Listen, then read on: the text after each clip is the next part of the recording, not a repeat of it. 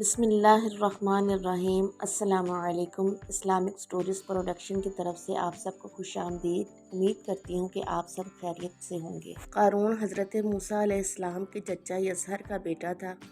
بہت ہی شکیل اور خوبصورت آدمی تھا، اس لیے لوگ اس کے حسن و جمال سے متاثر ہو کر اس کو منور کہا کرتے تھے۔ اس کے ساتھ ساتھ اس میں یہ کمال بھی تھا کہ وہ بنی اسرائیل میں تورات کا بہت بڑا عالم اور بہت ہی ملنسار با اخلاق انسان تھا۔ لوگ اس کا بہت ہی ادب و احترام کرتے تھے، مگر بے شمار دولت ان کے ہاتھ آتے ہی اس کے حالات میں ایک دم تغیر پیدا ہو گیا اور سامری کی طرح منافق ہو کر وہ حضرت موسیٰ علیہ السلام کا بہت بڑا دشمن بن گیا اور اعلیٰ درجے کا متکبر اور مغرور بن گیا۔ قرآن مجید فرقان حمید میں قارون کا ذکر 4 مرتبہ آیا ہے اور اسے فرعون اور حامان کے ساتھ بدکاروں میں قرار دیا گیا۔ تورات کے مطابق اس کا نام کوروح تھا اور بظاہر اس نے حضرت موسیٰ علیہ السلام کے دین بھی قبول کر لیا تھا۔ نماز پڑھتا تھا، تورات پڑھتا، مگر ریاکار اور کمزور عقیدے کا انسان مکمل ایمان نہیں رکھتا چاہتا تھا۔ لوگ اس سے خوش فہمی رکھیں تاکہ انہیں فریب دے سکیں۔ قارون فصلوں کو پیشگی سستا خرید لیتا اور بعد میں انہیں مہنگے داموں فروخت کرتا تھا۔ معاملات میں کم تولتا، دھوکہ اور بے انصافی کرتا، سود کھاتا اور جتنا ہو سکتا لوگوں پر ظلم کیا کرتا تھا۔ اسی قسم کے کاموں سے بہت زیادہ دولت اکٹھی کر لی تھی اور اسے ہر چیز سے زیادہ عزیز رکھتا تھا۔ قارون خدا پرست نہیں تھا بلکہ دولت پرست تھا۔ اپنی دولت عیش و عشرت میں خرچ کرتا تھا۔ بہت عمدہ محل بنوایا اور اس کے در و دیوار کو سونے اور مختلف قسم کے جواہرات سے مزین کیا، حتیٰ کہ اپنے گھروں اور اونٹوں کو سونے اور جواہرات سے مزین کیا۔ قارون کے پاس سینکڑوں غلام اور کنیزیں تھیں اور ان کے ساتھ وہ برا سلوک کرتا اور انہیں مجبور کرتا اس کے سامنے زمین پر گر پڑے اور اس کے پاؤں پر بوسہ دیں اور اسے سجدہ کریں، نعوذ باللہ۔ قارون کی دولت کے متعلق اللہ رب العزت نے قرآن مجید فرقان حمید میں ارشاد فرمایا، اور ہم نے بھی اسے اتنے خزانے دیے تھے کہ ایک طاقتور جماعت سے بھی اس کی کنجیاں نہیں اٹھ سکتی تھیں۔ پھر جب اس نے قوم سے کہا کہ اس قدر نہ اترواؤ کہ خدا اتروانے والوں کو دوست نہیں رکھتا۔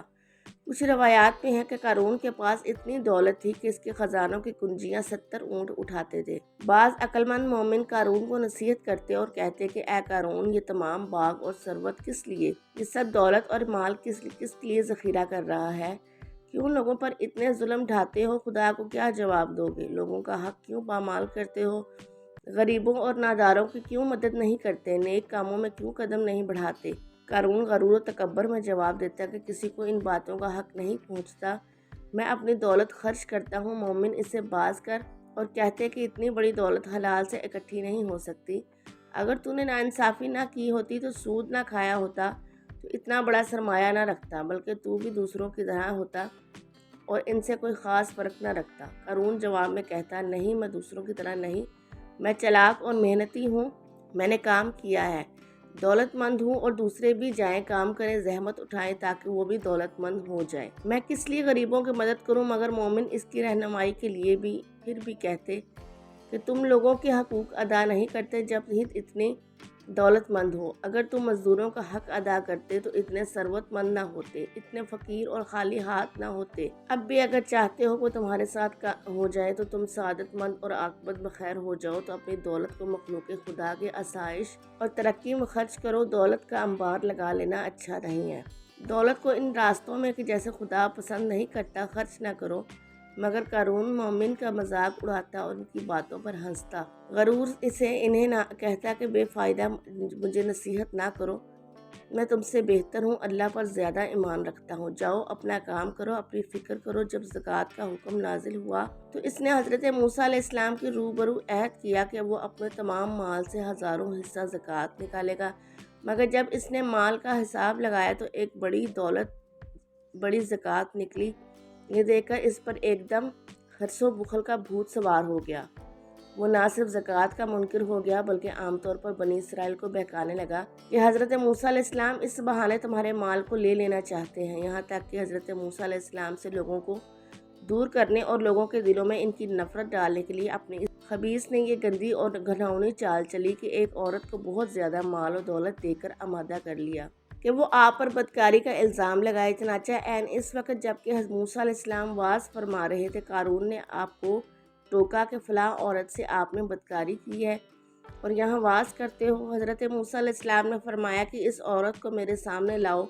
چنانچہ وہ عورت بلائی گئی تو حضرت موسیٰ علیہ السلام نے فرمایا کہ اے عورت، اس اللہ کی قسم جس نے بنی اسرائیل کے لیے دریا کو پھاڑ دیا اور عافیت و سلامتی کے ساتھ دریا پار کر فرعون سے نجات دی، سچ سچ کہہ دے کہ واقعہ کیا ہے۔ حضرت موسیٰ علیہ السلام کا جلال دیکھ کر عورت سہم گئی اور کانپنے لگی، اور اس نے مجمع عام میں صاف صاف کہہ دیا کہ اے اللہ کے نبی، مجھ پر قارون نے یہ دباؤ ڈالا تھا، مجھ کو قارون نے کثرت دولت دے کر آپ پر بہتان لگانے کے لیے آمادہ کیا ہے۔ اس وقت حضرت موسیٰ علیہ السلام کو آپ دیدہ ہو کر سجدہ شکر میں گر پڑے اور بحالت سجدہ آپ نے یہ دعا مانگی کہ اے پروردگار عالم، قارون پر اپنا قہر و غضب نازل فرما۔ پھر آپ نے مجمع سے فرمایا کہ جو قارون کا ساتھی ہو وہ قارون کے ساتھ ٹھہرا رہے اور جو میرا ساتھی ہو وہ قارون سے جدا ہو جائے۔